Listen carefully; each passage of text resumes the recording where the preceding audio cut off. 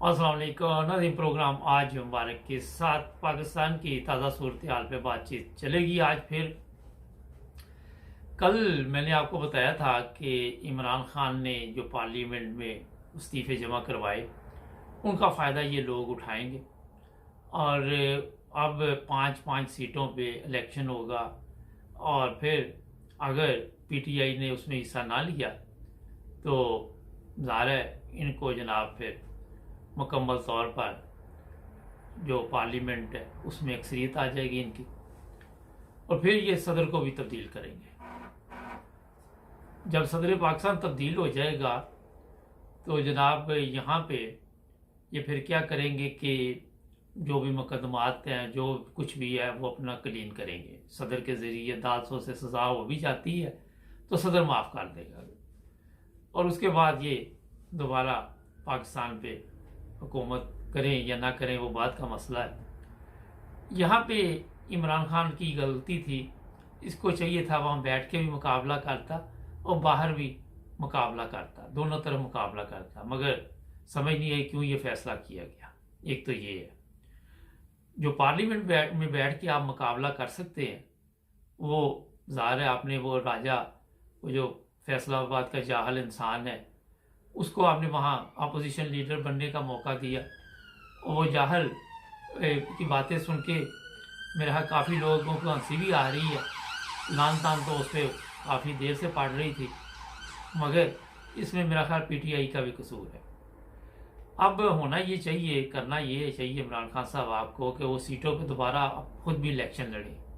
Election लड़ने के बाद कुछ अर्से बाद दोबारा इस्तीफे दे दे ताकि वो टाइम जो है उसे कवर किया जाए।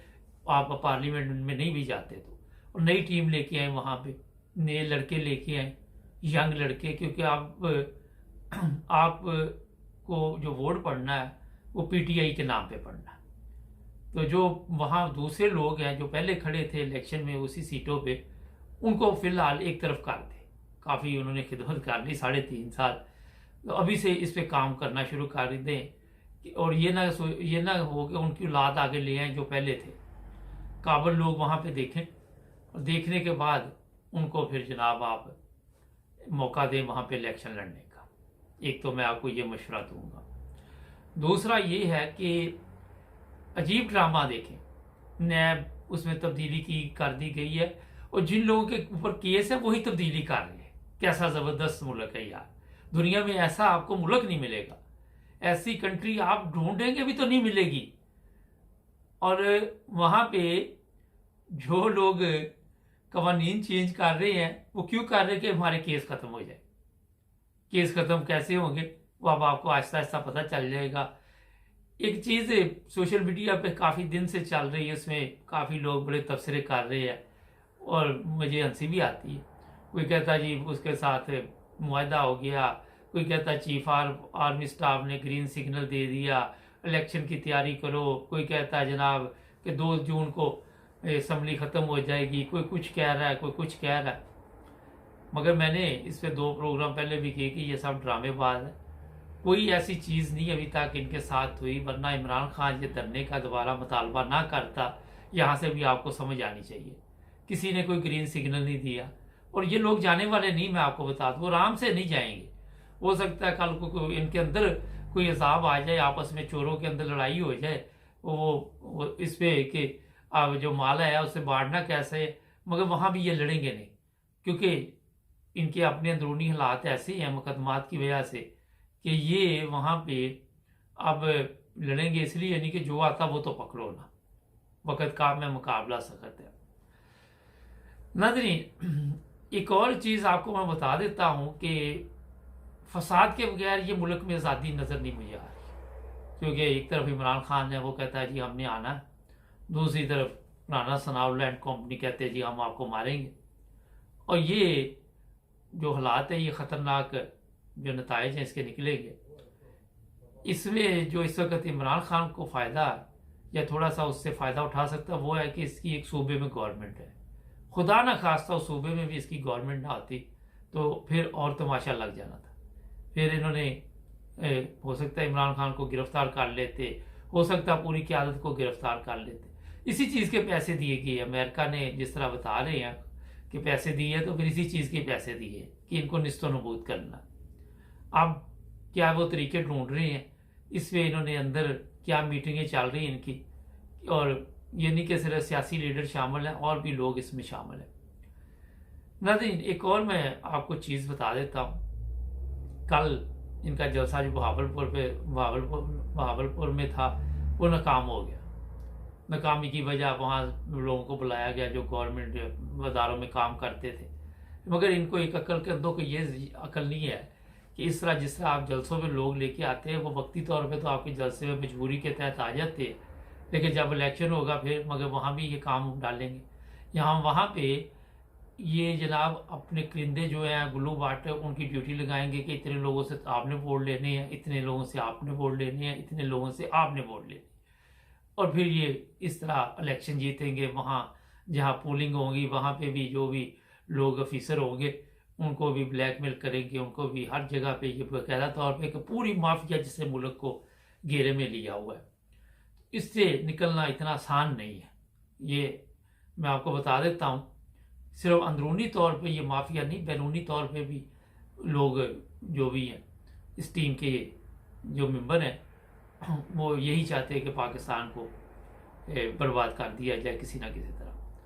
लोग इधर यहाँ पे मैं कल भी बताया था, दुआ करें, दुआ के साथ अगर अल्लाह ठीक होने होते पाकिस्तान के तो कब के हो चुके होते। मगर जब आप काम गलत करते रहे, साथ कोशिश भी ना करें, साथ अपने आप को ठीक करने की कोशिश भी ना करें, और मसले पे दुआ भी मांगते रहे, तो मेरा ख्याल है कि काफ़ी मुश्किल हो जाता है। और फिर जो दुआ करने वाले पहले वो उनकी हालत भी देख लें। यहाँ भी आप अंदाज़ा लगा लें कि क्या वो जो दुआ कर रहे हैं वो खुद कोई काम इंसानों वाले कर रहे हैं। तो ये चीज़ें जो है ये भी आपको देखना पड़ेगी।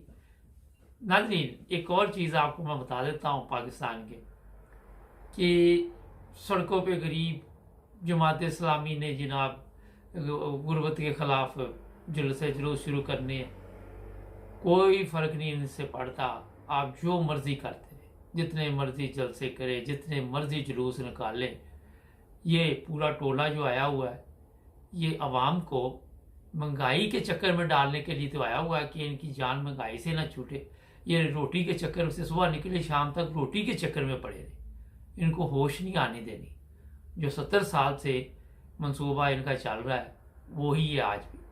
कभी थोड़ा सा होता है कि उसमें चेंजिंग करनी पड़ती है हालात के मुताबिक, लेकिन गेम वही चल रही है। जो गैंग है ये पूरा, इसमें ऐसे लोगों को भी इस्तेमाल किया जाता है जो क्रिमिनल है, जो जेलों में है, वो जेलों के अंदर बैठ के भी ये काम चला रहे हैं, जेलों के बाहर बैठ के भी काम चला रहे हैं।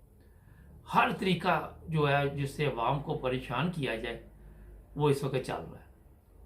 अब जो दूसरे ममालिक में लोग रहते हैं वो भी जोर लगा रहे हैं, बैरून मुल्क में अंदरून मुल्क में जो रह रहे वो भी लगा रहे हैं, लेकिन यहाँ आप अंदाज़ा लगाएं कि ये कितना मजबूत टोला है। और झूठ अगर आपके, तो मेरा ख्याल है कि उसमें इन्होंने पीएचडी की हुई है।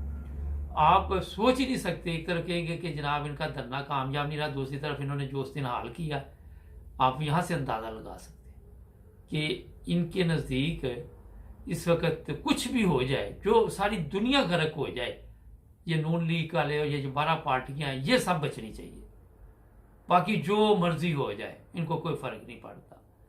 तो मेरा ख्याल चंद बातें मैंने आपको बता दी। शाम को प्रोग्राम हालात हाज़रा में मज़ीद बातचीत चलेगी, सब्सक्राइब करें। हमें बेशुमार लोग फ़ोन कर रहे हैं मुख्तलिफ ममालिक से, और उनके नाम वगैरह उनके मैसेज या प्रोग्रामों में शामिल कर रहे हैं, लोग पसंद कर रहे हैं। अगर आप भी हिस्सा लेना चाहें तो स्क्रीन पे दिए नंबर पर रब्ता करें, जुड़े रहे हमारे साथ।